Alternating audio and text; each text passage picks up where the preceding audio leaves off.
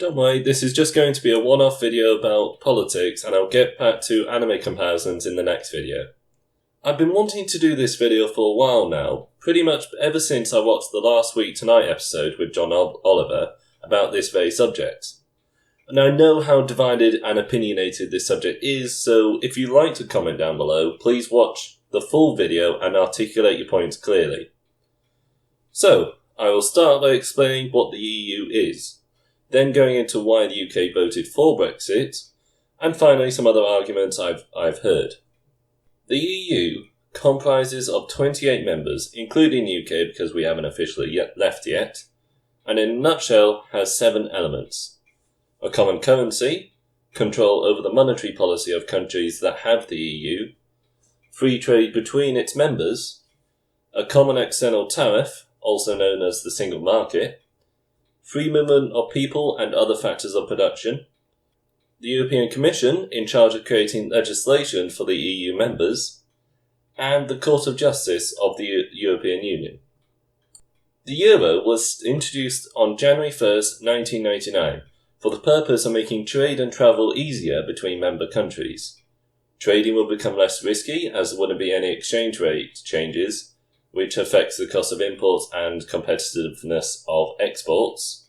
Travel would also become easier as there wouldn't be any need to exchange currencies upon arriving, and tourists would know the value of goods in that country. Essentially, this makes prices across the EU transparent and increases competition between members. Monetary policy is the total supply of money within a country and is controlled by a central bank.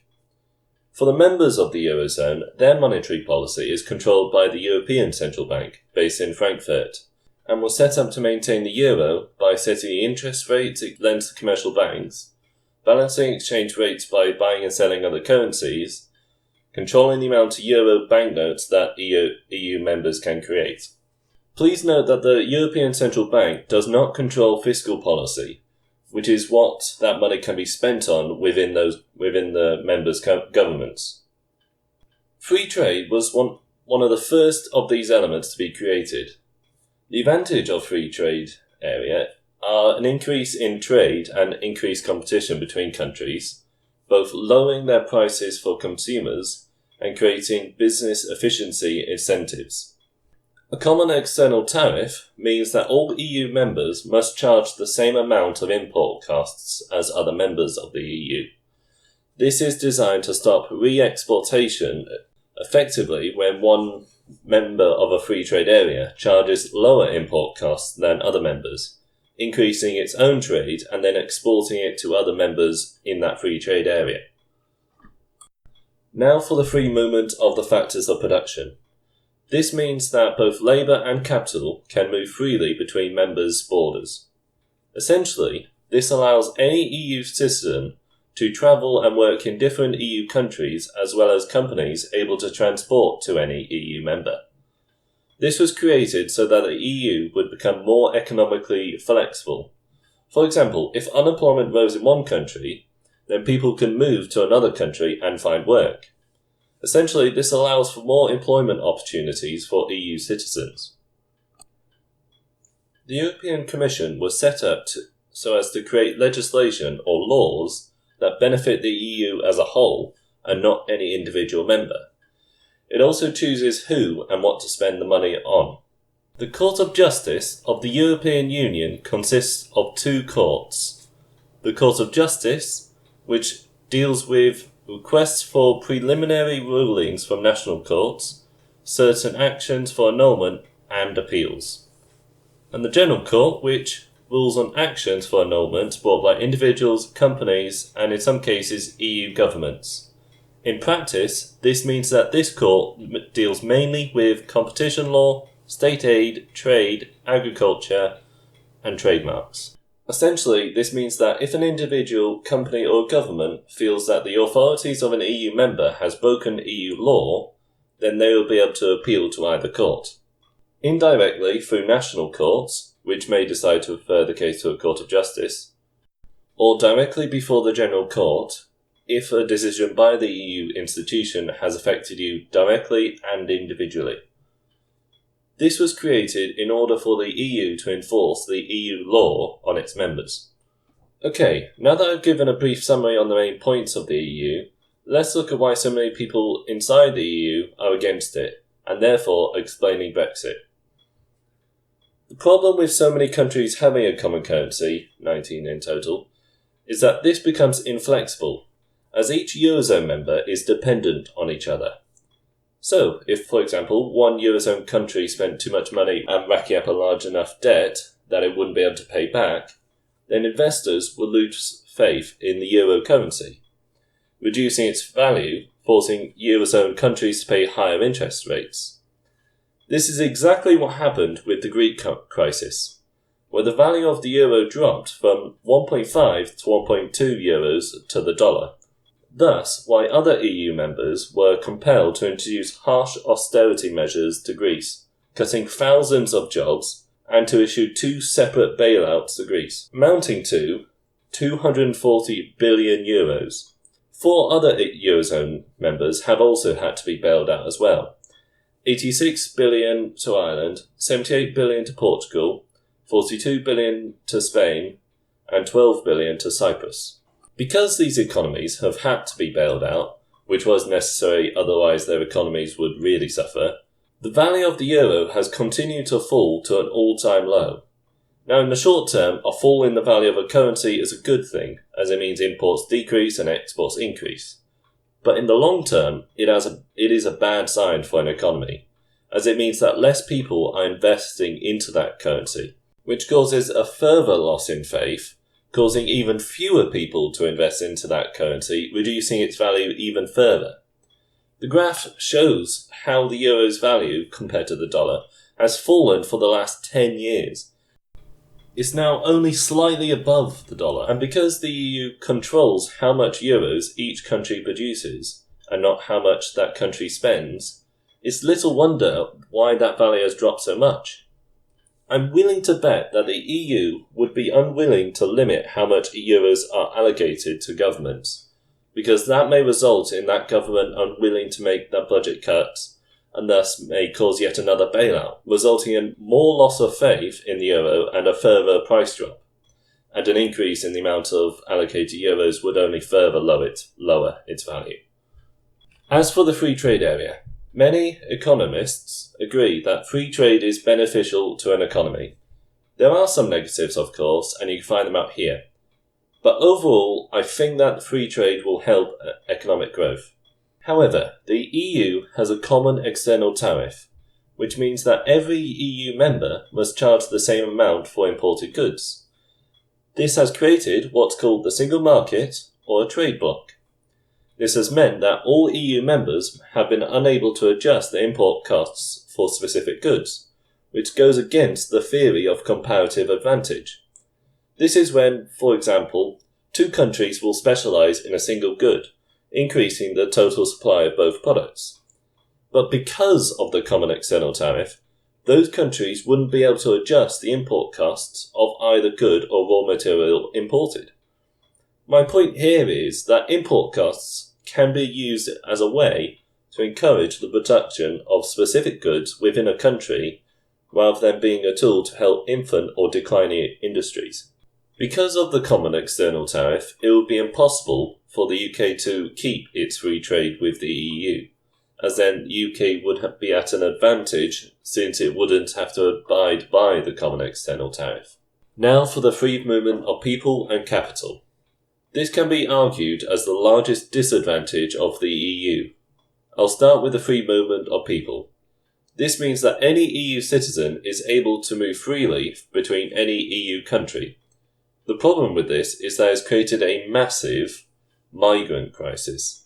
Very different to refugee crisis, completely different issue.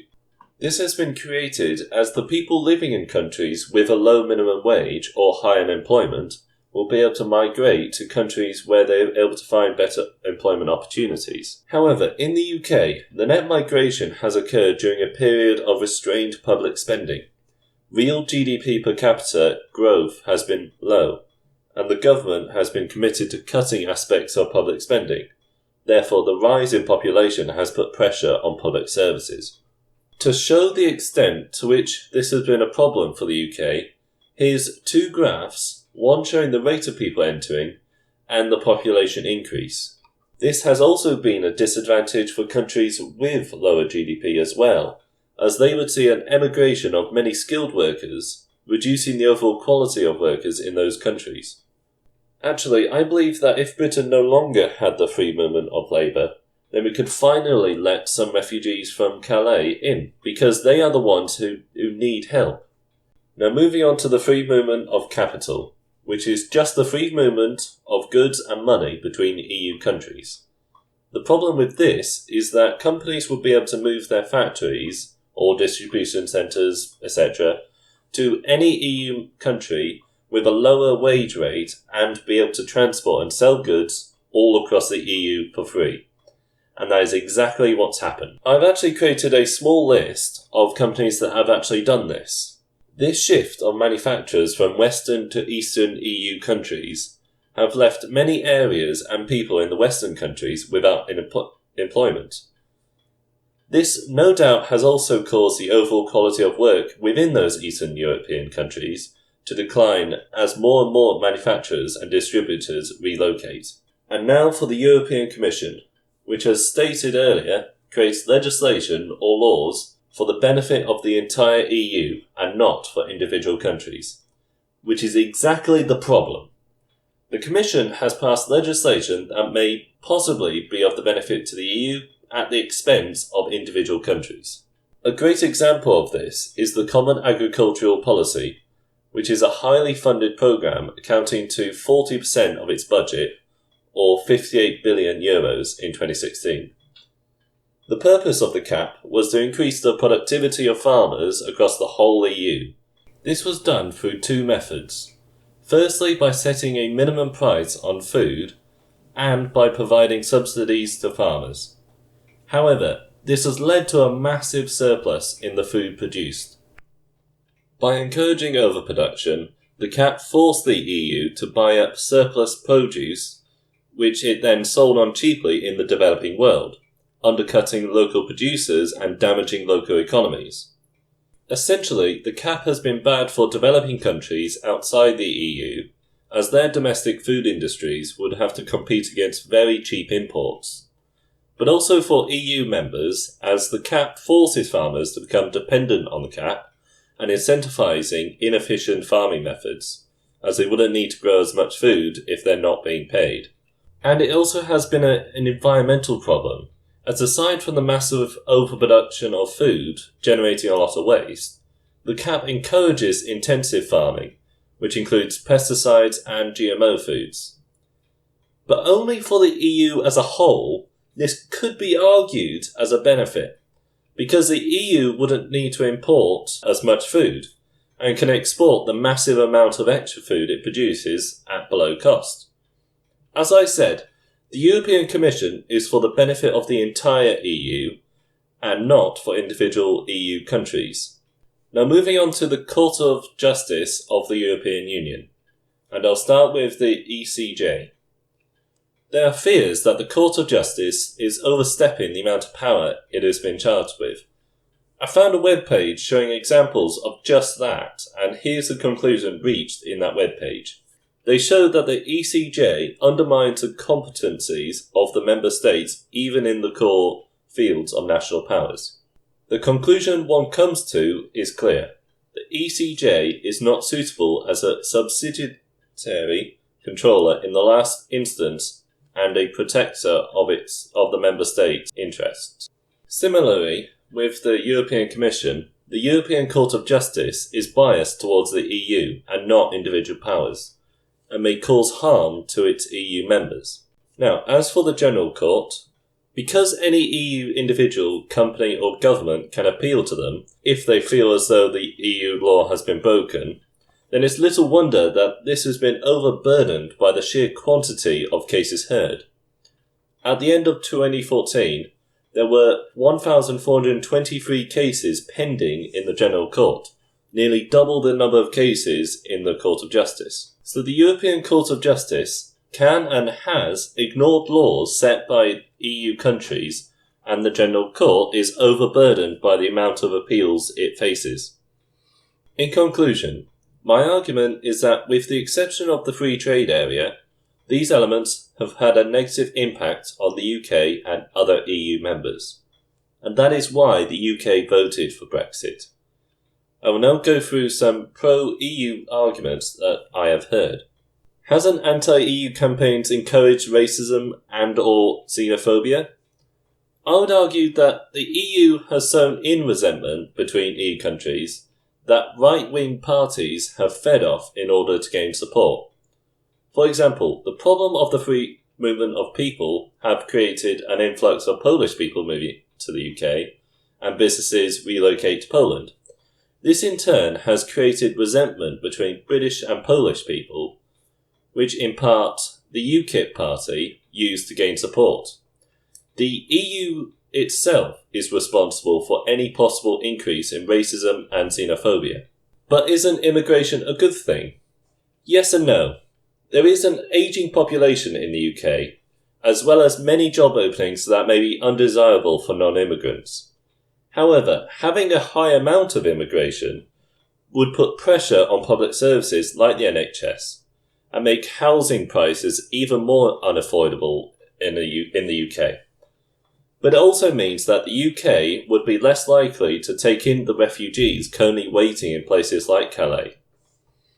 Hasn't the EU encouraged European countries to cooperate more with each other? I think this depends on what is meant by the word cooperate. Because of the single market and the free movement of capital, all EU members are interconnected. But this has meant that EU countries have faced a greater pressure to reduce its budgets and public spending, so as to decrease debts and/or deficits, so another EU country wouldn't need bailing out. But since the Brexit vote, the value of the pound has dropped significantly. As I stated earlier, this is a positive in the short term, because more money will stay inside the UK as imports will fall, and exports will be seen as cheaper by foreign consumers, thus they'll become more competitive. The only negative for the pound dropping in the short term is that inflation would rise. But didn't Trump, Nigel Farage and Boris Johnson support Brexit? Here's the thing about me. I don't care who shares my opinions. They are my own, and I will not change them because someone I don't like has the same opinion. But many British people Googled, what is the EU after Brexit? Therefore, the British public clearly didn't know what they were voting for. It makes perfect sense that people would type, what is the EU, into Google, as most Remainers and some Leavers would no doubt want to find out every impact of Brexit. I even typed something similar to that when I tried finding the sources for my argument in this very video. Okay, so I think I've basically covered everything. So this all began when I first saw John Oliver's episode about Brexit, to which I had a mixed response. On the one hand, it was pretty biased and ended by suggesting that the UK just hates every European country. But on the other hand, I do understand why people outside the EU would see Brexit as crazy. During Brexit, which held a referendum for completely different reasons than the UK, I was on the side of the EU, and I was relieved when they remained. But when talks of Brexit started, I talked with many of my friends and family and did my own research on the subject, and admitted that I was wrong about the EU. There are genuine economic and left-wing arguments for Brexit. In theory, the EU works, but in practice, it has had a negative impact on its members. I apologise if I've been too brief in some of these areas, but I just wanted to give a brief summary of this whole argument. That concludes this hopefully one-time video. See you next time.